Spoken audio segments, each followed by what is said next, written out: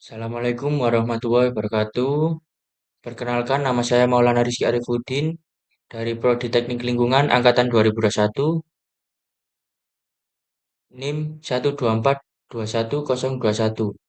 Di sini saya ingin memenuhi tugas UAS Plumbing dengan mempresentasikan terkait tugas desain sistem plumbing bangunan komersial sederhana yang meliputi dapur, yang diampu oleh Bu Elsa Rosida, STPMIL. Next, pengertian sistem instalasi pipa air bersih.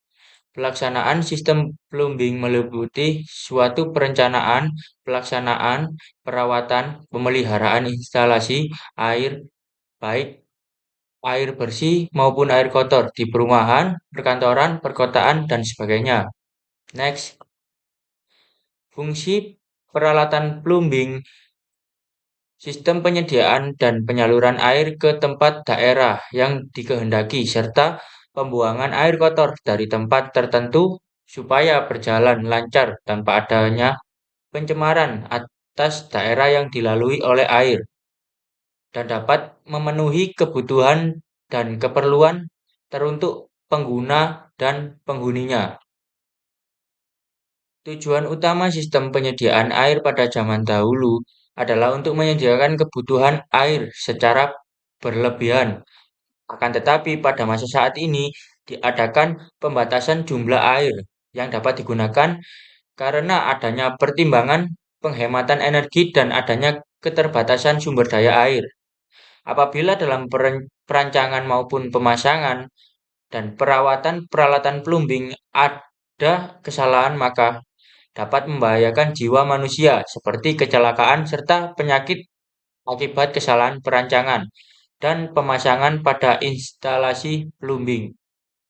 Kesimpulannya, instalasi plumbing tidaklah semudah sebagaimana yang terlihat pada luarnya saja.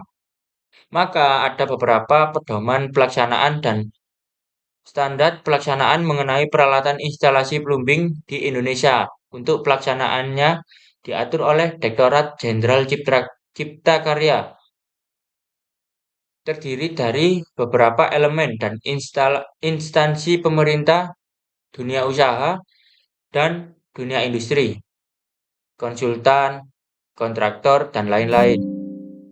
Dan diluangkan dalam Pedoman Plumbing Indonesia. Next, fitting pipa.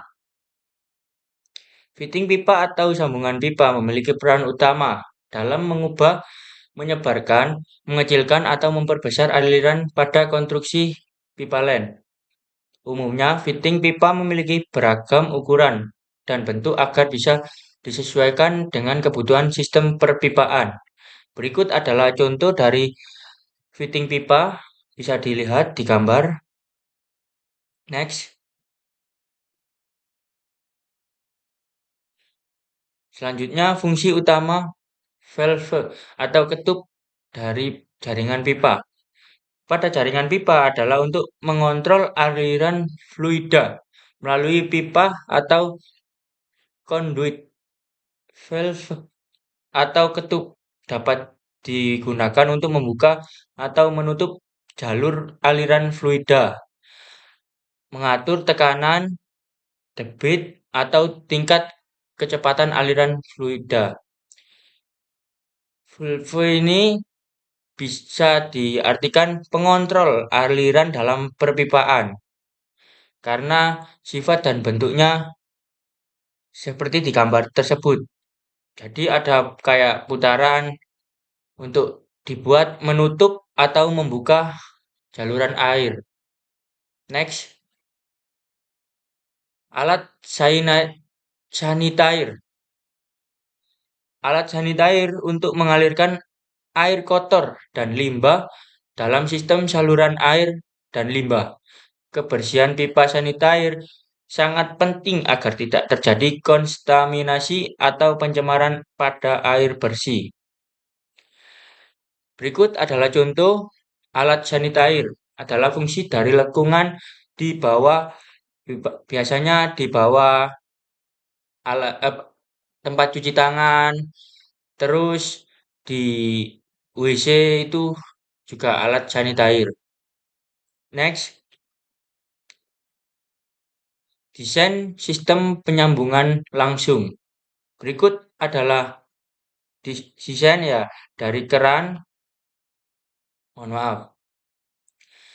Pada desain ini, pada sistem ini, penyambungan pipa dalam pendistribusian air di dalam rumah atau gedung pipa disambung langsung dengan pipa utama. Penyediaan air bersih dan dalam penggunaannya tidak menggunakan bak penampung air. Jadi, air dari pump langsung menuju keran pemakaian. Sistem penyambungan ini dapat diterapkan untuk bangunan rumah tinggal serta bangunan kecil dan rendah atau tidak bertingkat. Jadi ini yang difungsikan sebagai lantai dasar ataupun bangunan lantai satu. Karena pada umumnya pada bangunan perumahan dan bangunan kecil biasanya menggunakan tekanan air pada pipa utama terbatas panjangnya dan dibatasi pada ukuran pipa cabangnya dari pipa utamanya. Ukuran pipa cabang ke saluran bangunan biasanya diatur dan ditetapkan oleh perusahaan penyediaan air minum atau yang biasa disebut kalau di daerah Sidoarjo itu PDAM. Mungkin di daerah lain-lain juga PDAM. Kelebihan sistem ini, instalasi sangat simpel dan tidak menggunakan reservoir atau bak penampung air sehingga hal ini akan menghemat biaya. Cuma kelemahannya jika PDAM mati maka tidak dapat menggunakan air. Menunggu air jika mengalir, sistem ini banyak digunakan di rumah tinggal atau sumber airnya dari PDAM. Berikut adalah gambarnya.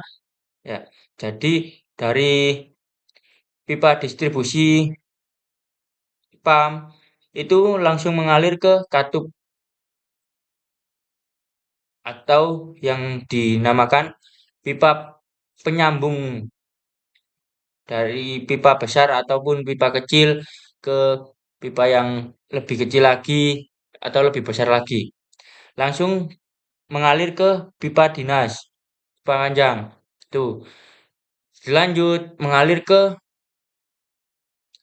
katup penutup tadi yang untuk mengontrol pipa ini mau dibuka atau ditutup. Tapi setelah itu langsung mengalir ke keran untuk pengalirannya. Jadi yang disebut desain sistem penyambungan langsung yaitu seperti gambar berikut. Next, sekian terima kasih presentasi dari saya Maulana Rizky Arifudin. Bila ada kekurangan atau kesalahan mohon dimaafkan karena manusia adalah tempatnya salah dan kebenaran hanya milik Allah Subhanahu wa taala. Wallahul muwaffiq ila aqwamit thoriq. Wassalamualaikum warahmatullahi wabarakatuh.